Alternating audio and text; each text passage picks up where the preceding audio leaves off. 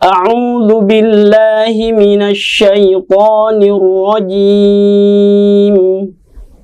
بسم الله الرحمن الرحيم.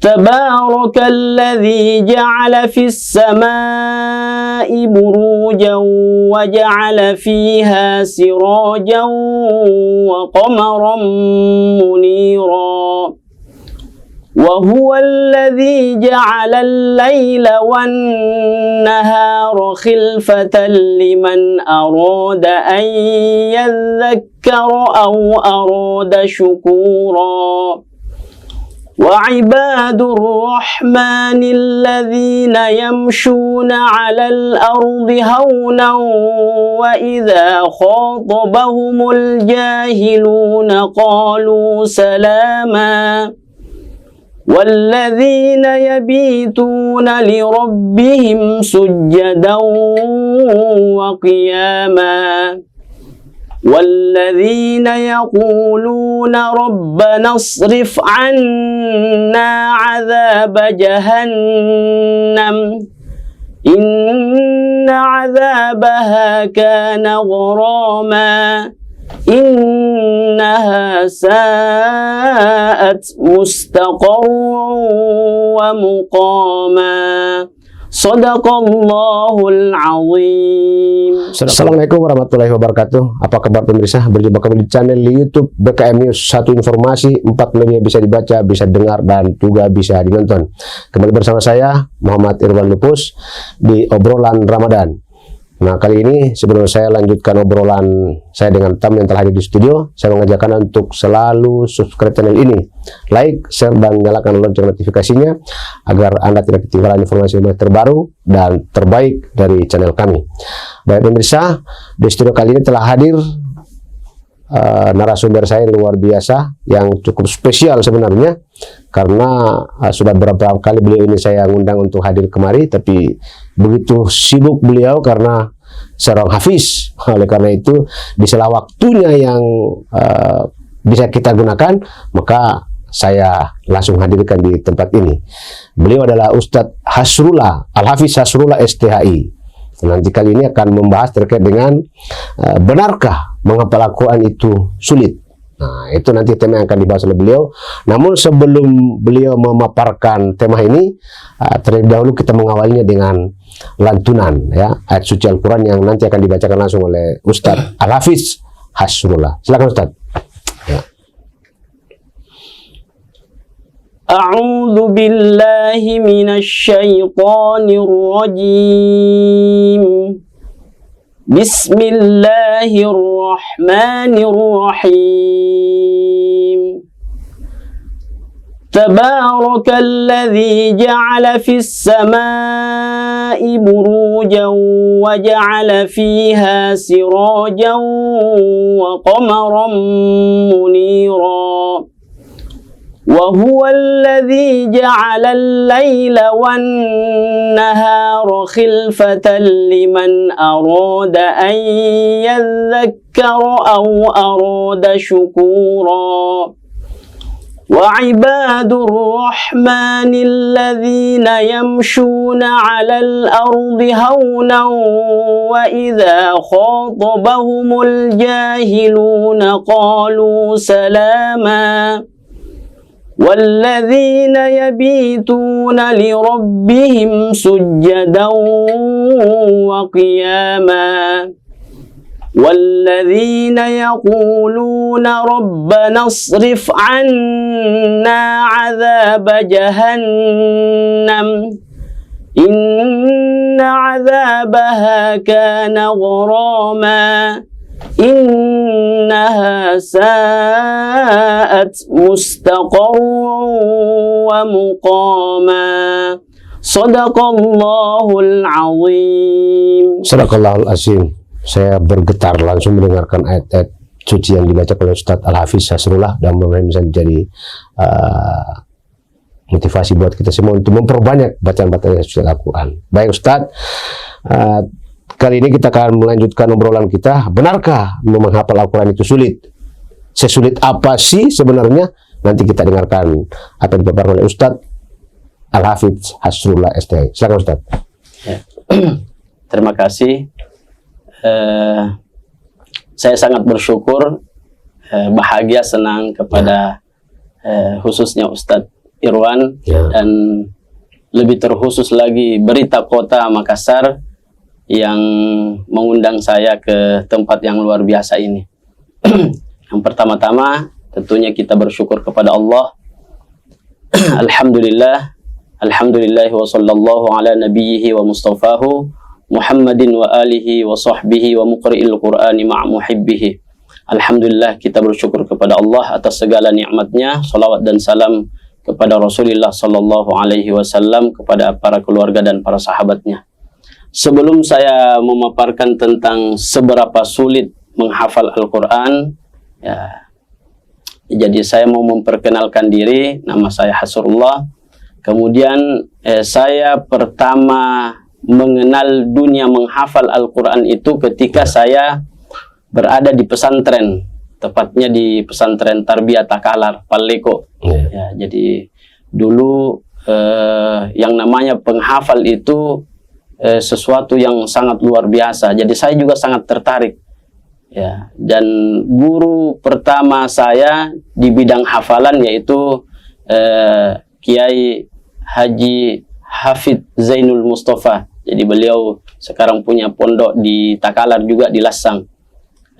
Jadi beliau yang memperkenalkan saya tentang menghafal Al-Quran.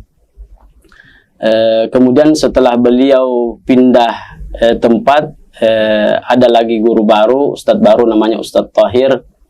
Setelah itu selesai aliyah atau SMA dari pesantren Tarbiyah Takalar, saya ingin melanjutkan hafalan karena pada saat itu belum khotam.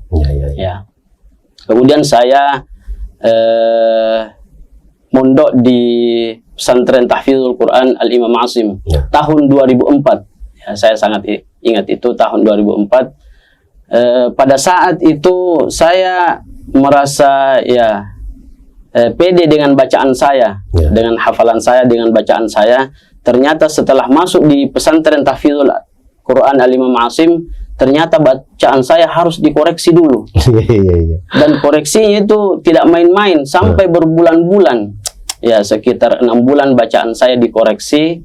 Setelah itu saya diizinkanlah untuk resmi menghafal Al-Quran. Ya, di bawah bimbingan guru kami, Gurunda Kiai Haji Syam Amir Yunus. Ya, beliau guru kami, dan beliau juga sudah menelurkan penghafal Al-Quran khususnya di Indonesia bagian timur. Jadi kita kembali ke tema, yaitu seberapa sulit menghafal Al-Quran. Jadi menghafal Al-Quran itu ya boleh dibilang gampang-gampang susah. Ya. Tapi yang paling pertama itu ketika kita mau menghafal Al-Quran, ya diperbaiki dulu bacaannya. Nah, ini yang biasa orang kayak tidak sabar begitu. Ya. Apalagi orang tua yang menyekolahkan anaknya, memondokkan anaknya di pesantren tahfidz. Bilang 1 bulan ditanya sudah berapa juz? Belum Pak menghafal. 2 bulan ditanya, 3 bulan, 4 bulan, 5 bulan, ternyata baru 1 juz. Kenapa lama sekali? Ya, ternyata bacaannya dulu harus diperbaiki. Ya. Jadi nanti setelah bagus bacaannya, kemudian menghafal. Kemudian ketika menghafal itu kan orang beda-beda, beda-beda kemampuannya, beda-beda bakatnya. Ya. Ada juga yang lambat sekali, ada juga yang sedang-sedang, ada juga yang cepat. Ya. Ya, jadi setiap orang diberikan oleh Allah anugerah, khususnya menghafal Al-Quran, dan semuanya pasti bisa. Jadi siapapun yang mau menghafal Al-Quran itu pasti bisa. Tapi harus diingat, ada yang cepat, ada yang lambat, ada yang lambat sekali. Ya. Jadi yang jelasnya insya Allah pasti bisa. walaqad yassarnal Qur'ana lidzikri fahal min mudzakir. Allah sudah memudahkan kita untuk mempelajari, menghafalkan Al-Qur'an. Ya. Tentunya ketika kita menghafal Al-Qur'an itu niatnya harus diperbaiki. Ya, itu paling utama itu. Niat harus diperbaiki, harus betul-betul karena Allah. Ya, niat. Ya, kemudian sekarang ini kan banyak iming-imingnya. Menghafal Al-Qur'an gampang jadi polisi, menghafal Al-Qur'an gampang masuk kampus. Pokoknya ada beberapa jurusan itu yang memudahkan penghafal Al-Qur'an masuk ke jurusan tersebut. Menghafal Al-Quran dapat beasiswa.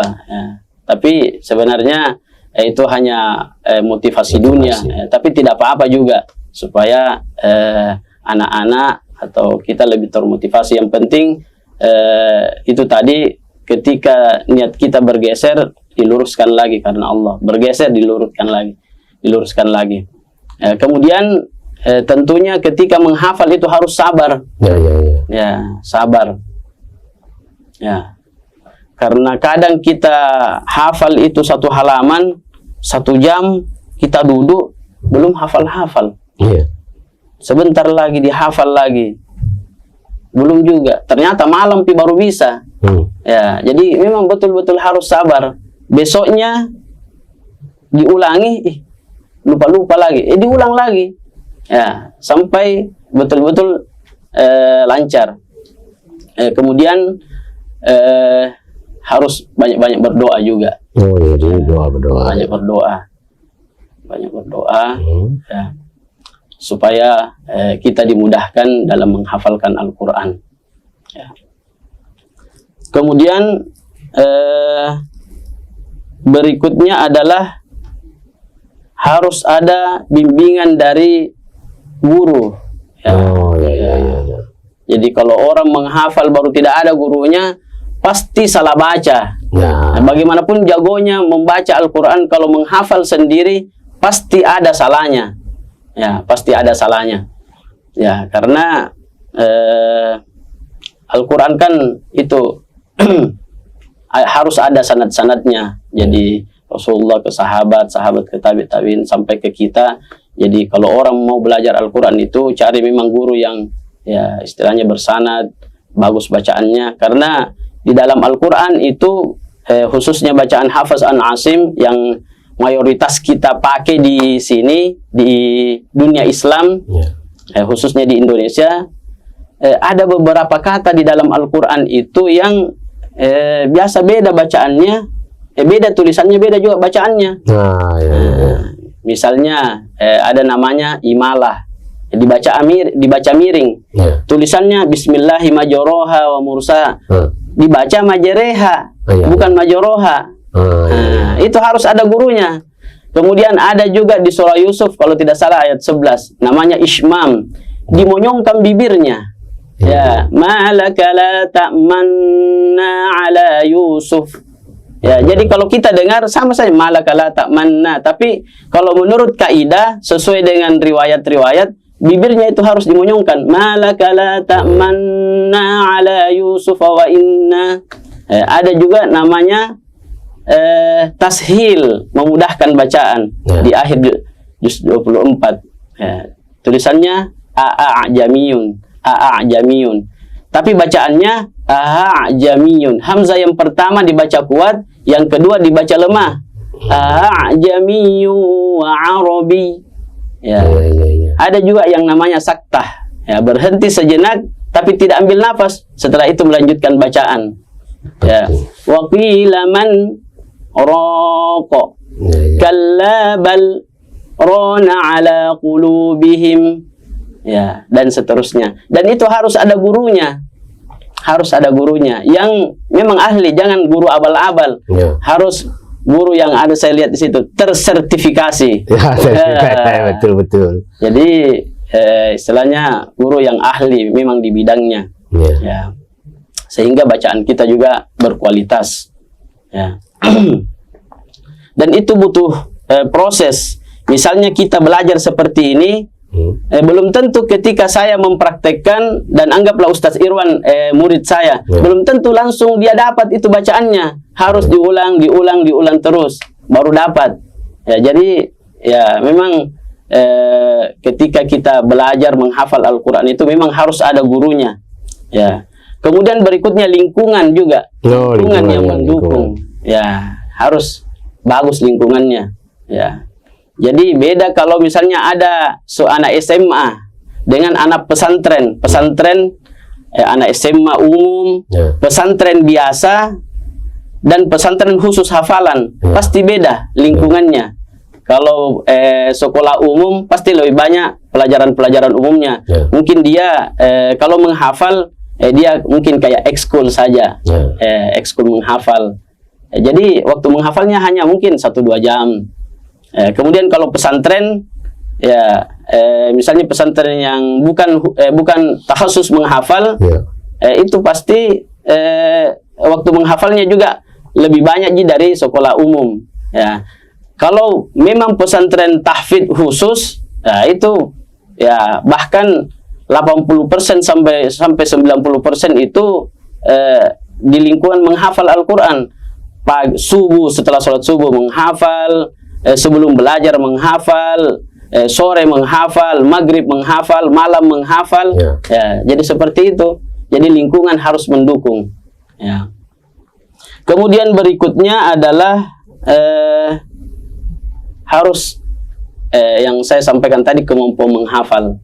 Ya, meskipun lingkungannya sudah bagus, bacaannya juga sudah bagus, tapi kemampuan menghafalnya juga terbatas, rendah gitu misalnya. Ya, kan memang ada memang yang mungkin passionnya atau dia bakatnya bukan di menghafal, mungkin dia di olahraga atau di menyanyi. Kalau ada juga memang biasa santri atau siswa susah menghafal tapi bagus suaranya. Jadi dia di tilawah, dia bukan di hafalan, mungkin hafalannya cuma 1, 2, 3 juz, sampai situ ji. Tapi bagus suaranya, ya. Jadi itu tadi kemampuan menghafal. Ya. Kemudian harus banyak-banyak, tentunya banyak-banyak beristighfar kepada Allah. Ya, banyak-banyak bertobat kepada Allah, karena hafalan itu pasti ketika kita suci, Al-Quran akan gampang juga masuk. Ya, ke dalam hati kita. Ya, jadi mungkin itu, Ustaz. Baik, ini menarik sekali, Ustaz. Ini seberapa sulit menghafal? Benar kalau menghafal Quran itu sulit? Nah, ternyata tadi memang gampang-gampang susah, pemirsa, karena pertama memang kita butuh pengetahuan lebih dalam tentang Al-Quran, terutama tadi dari cara membacanya, tajwidnya itu harus benar-benar tepat supaya bisa menghafal yang baik. Nah, tadi menariknya terkait dengan iming-iming, Ustaz. Ini kan lagi trending di luar ini. Banyak sekali orang-orang tua karena mendengar kayak di UMI itu kan kalau hafal 30 juz itu bapak ayah ibu ayah ibunya itu diberangkatkan umrah, Ustaz. Kalau di UMI. Oh iya, ada saya pernah, teman saya. Ada teman saya. Kalau di UIN kan bebas tes masuk. Ada beasiswa juga diberikan. Kalau di UIN 10 juz 5 juz 2 semester. Nah, itu ya. 10 juz 4 semester. 20 juz 6 semester. 30 juz 8 semester. Tapi harus dites. Jangan sampai mengaku menghafal saja. Pernah hafal. Ya, jadi ini perlu kita sampaikan ke pemirsa ini. Sebenarnya menghafal Quran itu mudah. Tapi pertama tadi kita perbaiki niatnya terlebih dahulu. Niatnya harus lillahi ta'ala, bukan lillahi umroh, bukan lillahi polisi, bukan lillahi mau masuk tentara, bukan lillahi mau bebas beasiswa, lillahi ta'ala. Nanti itu persoalan itu nanti akan berproses. Bagaimana Ustaz untuk memperbaiki ini? Apakah memang tadi sudah diingatkan terlebih dahulu atau bagaimana? Insya Allah yang namanya kita manusia biasa tergelincir sedikit. Kalau tergelincir sedikit kembali lagi. Itu juga gunanya guru, seorang guru. Itu yang selalu mengingatkan kita, memotivasi kita supaya memperbaiki niat. Nah, ini disampaikan ke orang tuanya juga atau ke santrinya saja? Orang tuanya juga. Orang tuanya juga. Jadi terkait tentang ini juga menghafal, orang tuanya juga sangat berperan. Berperan ya. Ya. Jadi orang tuanya ketika mengirim anaknya untuk menghafal, bukan hanya dikasih uang saja, tetapi didoakan juga. Apakah setelah puasa, ketika dia buka puasa kan doanya makbul, didoakan khusus untuk anaknya. Ketika dia bersedekah, diniatkan supaya pahala sedekah saya ini supaya anakku gampang menghafal. Jadi doa orang tua itu sangat iya. Menentukan juga ya. Iya. Ini kan Ustaz tadi ada beberapa level. Tadi ada juga yang cepat menghafal, ada yang sedang, ada yang ya boleh dikata lambat loading gitu Ustaz. Ustaz ini kan sudah begitu berpengalaman untuk urusan hafiz ini. Yang kita temukan Ustaz, yang mana mayoritas yang kita temukan santri yang memang cepat menghafal, yang setengah-setengah tadi, atau yang memang yang lambat loading juga? Gimana Ustaz? Merata lah. Merata ya. Jadi anak-anak memang kadang kita lihat ada memang yang cepat, ada yang sedang, ada yang tapi ada juga sebenarnya diberikan kemampuan menghafal, tapi karena pengaruh lingkungan atau dia tidak ada himmatun aliyah, ada kemauan yang tinggi, ada kemauan yang besar untuk menghafal, akhirnya bisa standar di kemampuannya. Padahal sebenarnya kalau mau, kalau dia maksimalkan bisa. Tetapi karena kemauannya yang ya mungkin mau santai-santai. Jadi yang paling terakhir Pak Ustaz ini, ya bagaimana cara mengatasinya itu yang tingkat menghafalnya itu rendah, misalnya dia agak lambat. Bagaimana mengatasinya itu? Jadi cara mengatasinya itu kita buatkan target. Target. Kalaupun misalnya sudah dibuatkan target dan memang sudah maksimal, ustadznya sudah mengarahkan seperti ini, dengan metode ini, ya dimaklumi saja. Tetap tidak bisa? Sebenarnya bisa aja menghafalkan, ada di hafalannya. Maksudnya tapi yang penting itu adalah bacaannya sudah betul. Jadi meskipun mungkin hafalannya mungkin kasihan 1 juz, 2 juz, yang penting bacaannya sudah bagus, itu sudah bekal yang luar biasa karena memang mau media apa? Berarti mengikut arus ya? Artinya yang penting bacaannya bagus. Yang penting bacaannya bagus. Meskipun hafalannya kurang, tapi itu sudah sangat maksimal. Sudah luar biasa. Berarti bimbingannya saja itu saja seputar itu. Kalaupun nanti dalam perjalanannya dia lebih mungkin cepat, itu alhamdulillah berarti gitu ya.